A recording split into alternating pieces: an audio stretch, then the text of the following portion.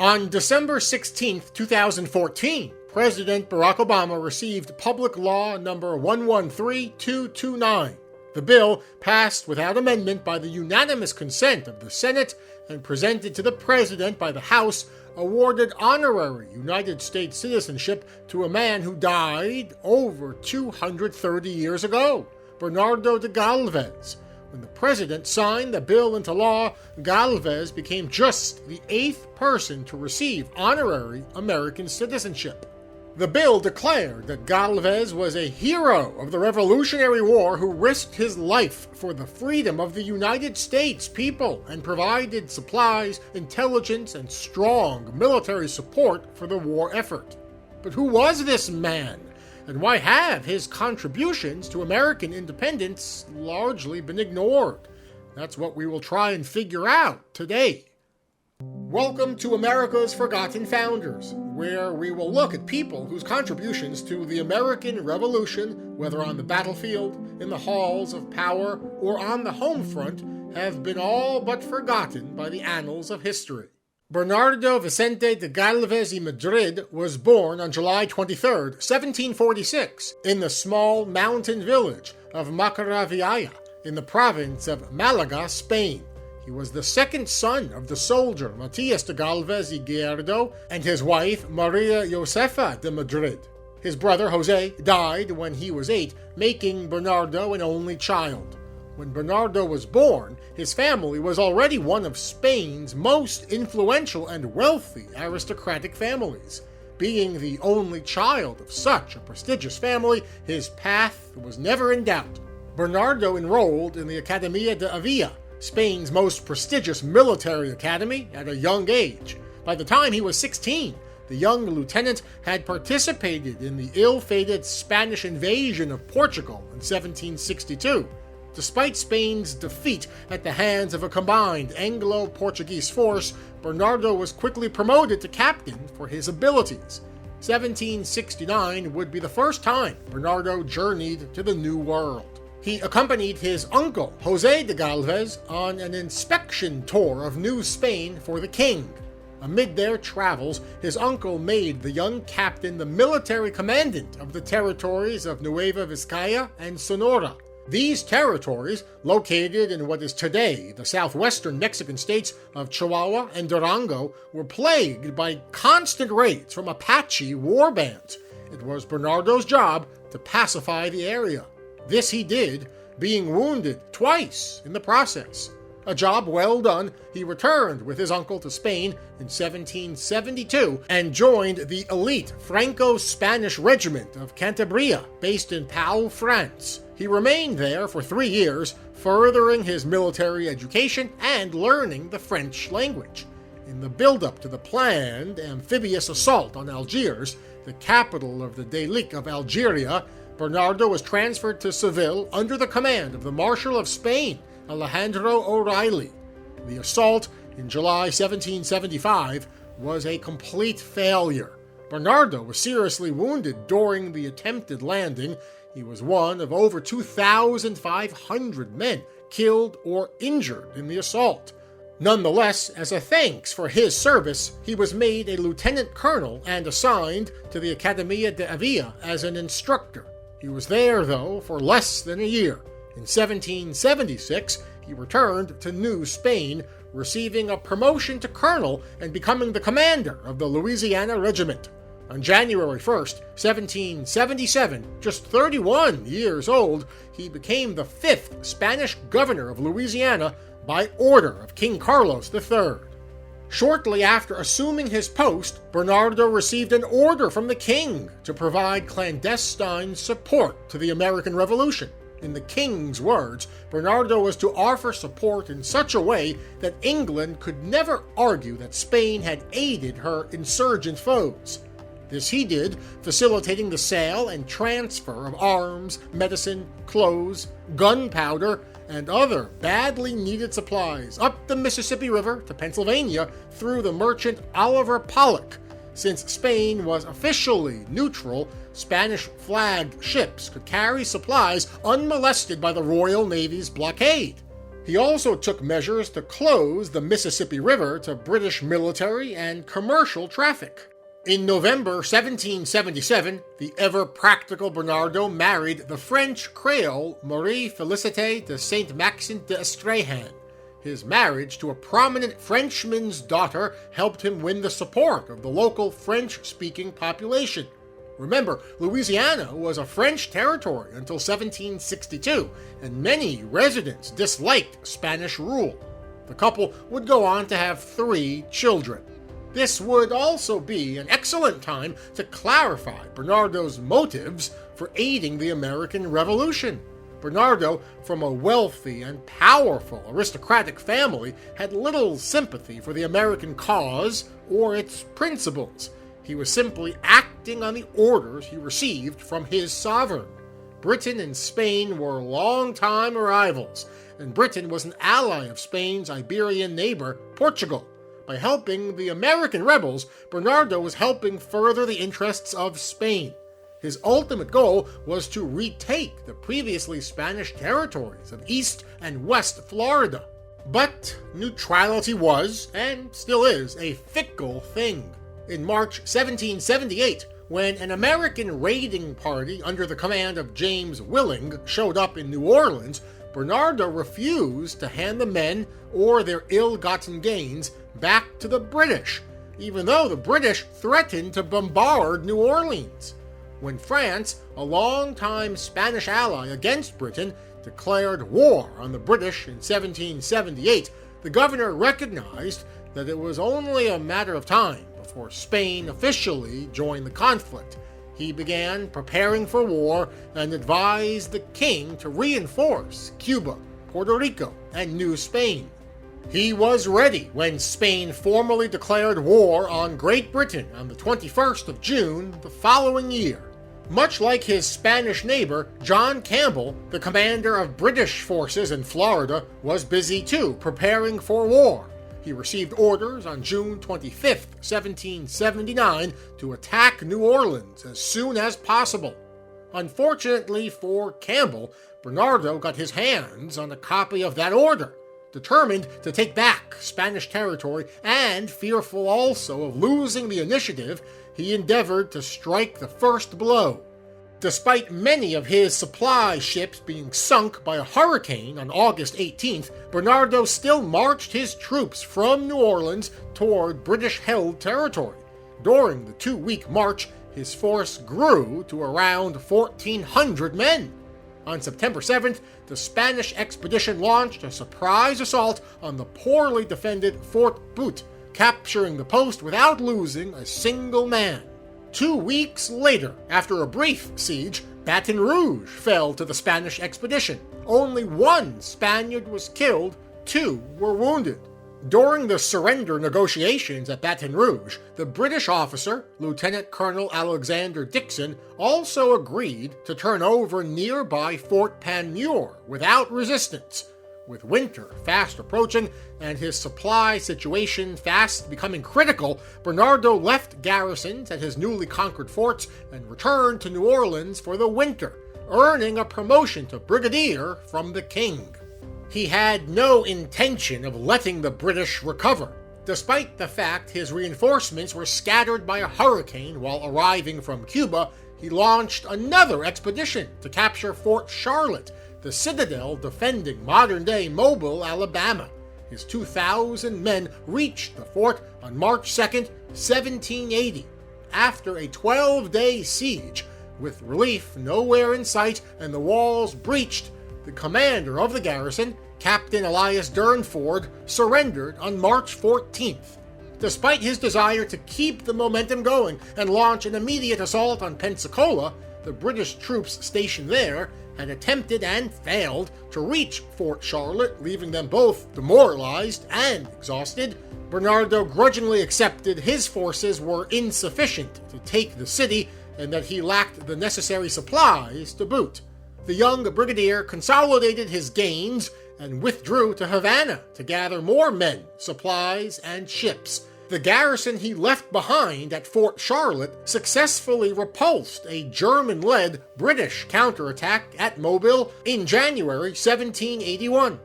Originally, Bernardo planned to assault Pensacola in the fall of 1780. His invasion fleet, bolstered by additional infantry and some commandeered vessels, was scattered by another hurricane.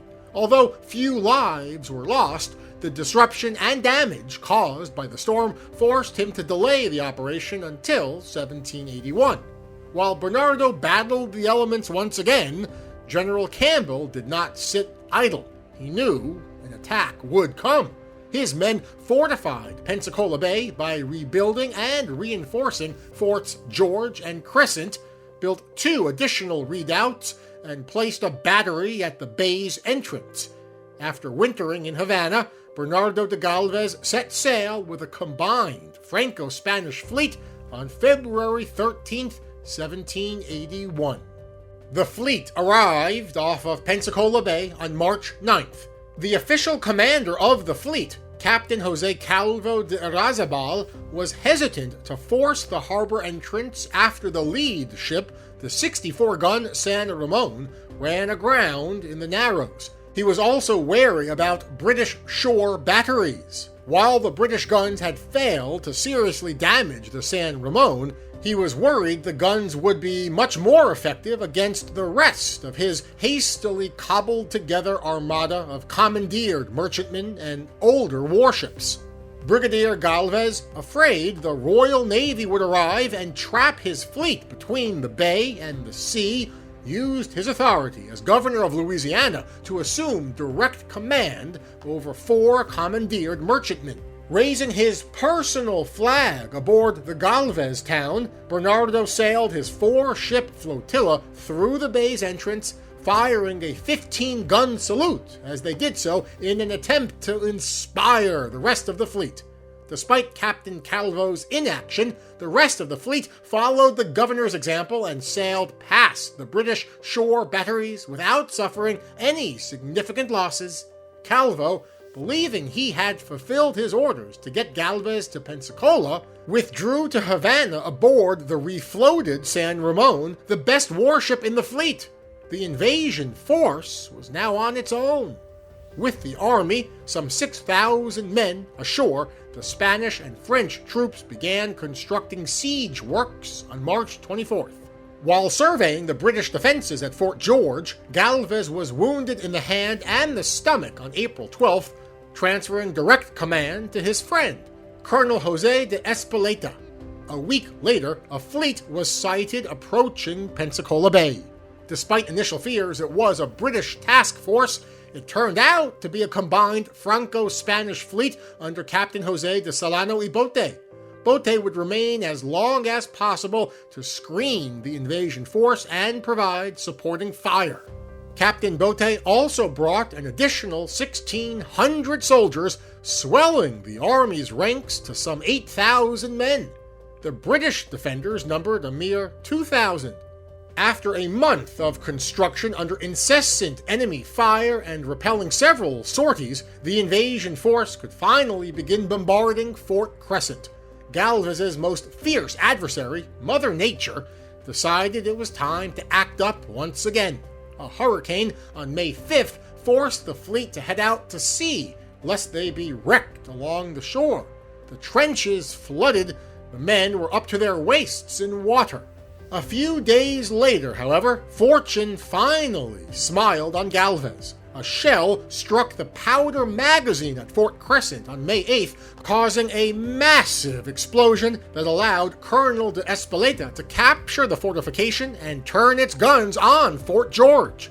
2 days later, General Campbell, realizing defeat was inevitable with his best defensive positions lost to the besiegers, surrendered Pensacola to the young brigadier at 3 p.m. on May 10, 1781.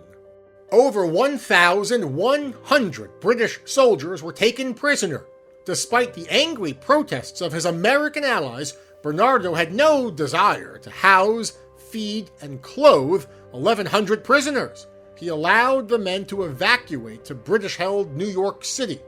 While the capture of Pensacola was incredibly important for the American cause, The loss of Pensacola prevented the British from encircling the Continental Army in the south after the Battle of Camden, and deprived the British of a friendly harbor in the Gulf of Mexico. All this was not Galvez's primary goal. His main goal was to restore Spanish rule of East and West Florida. This he did. The Treaty of Paris in 1783 formalized his gains. The siege of Pensacola would be the last time Bernardo de Gálvez personally commanded troops in the field, although men nominally under his command would briefly capture the Bahamas in May 1782. Rather than praise the initiative of his subordinates, however, Bernardo was furious. They attacked in defiance of his orders.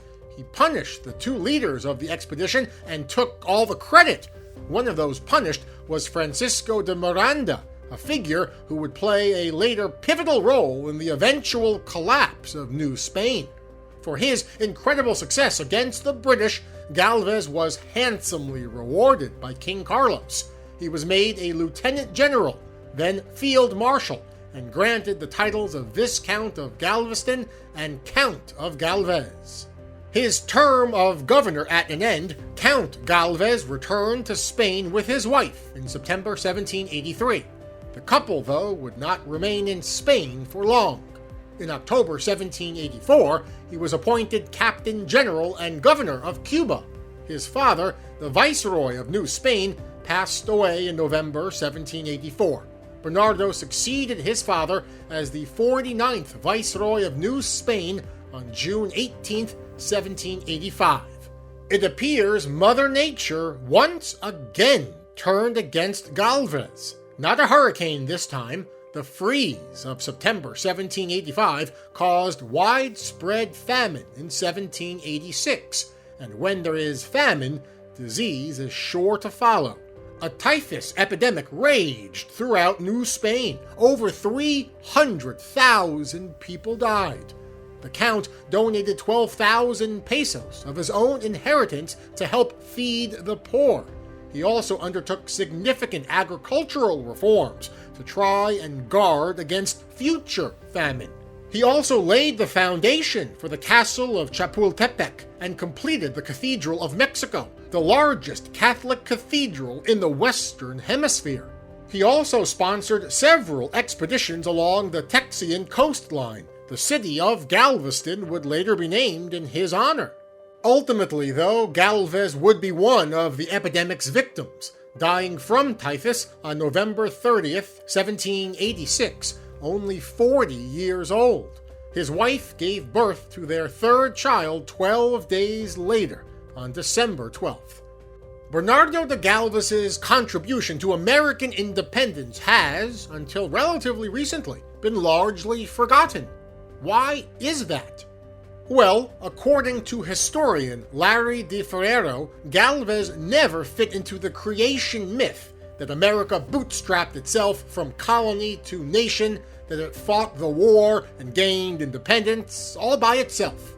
His background, an aristocrat who served at his monarch's command, makes him a less than ideal romantic figure in the foundation of a democratic republic. He was not a true patriot like Tadeusz Kosciuszko. He aided America not for America's benefit, but only for the benefit of himself and his king. And the same goes for France, by the way. While some Frenchmen, like the Marquis de Lafayette and the merchant Pierre Beaumarchais, were ideological supporters of the patriot cause, the French government, headed by King Louis XVI, joined the fight not for any romantic ambitions, but only because they sought to weaken their geopolitical rivals. Domestic political considerations always trump ideology. Nevertheless, we can and should admire Galvez's ability as a commander. Though he often outnumbered his enemies, he still had to contend with 4 hurricanes wreaking havoc with his plans. The fact he still prevailed, despite all of those setbacks, is extraordinary. As Viceroy of New Spain, he, however briefly, managed an empire that was built on the backs of enslaved indigenous workers through the encomienda system. This brutal system effectively allowed wealthy Spaniards to extract wealth from the land and people of New Spain that resulted in the near extinction of the indigenous population. But just because he doesn't fit neatly into the mythological origins of the United States, his contributions, regardless of his intent, still helped pave the way for the United States to emerge as an independent nation. Reality, while not as romantic as myth, is far more interesting. I hope you found this video both informative and exciting. Make sure to like, subscribe, and comment. And join us next time as we look at our next forgotten figure, the first chronicler of the new United States of America, the aide-de-camp to both Benedict Arnold and George Washington, Colonel Richard Varick.